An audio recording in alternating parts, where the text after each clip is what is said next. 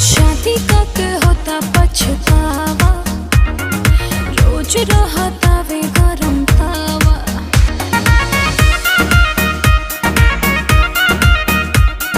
शादी करके होता पछतावा, रोज रहता वे गरम तावा। पियावा मिजाजी नहीं मोर है। अच्छा कोई बात नहीं, चलो हमारा में बहुत जोर है, हतार तेरा जाति को जोर है। चलो हमारा में बहुत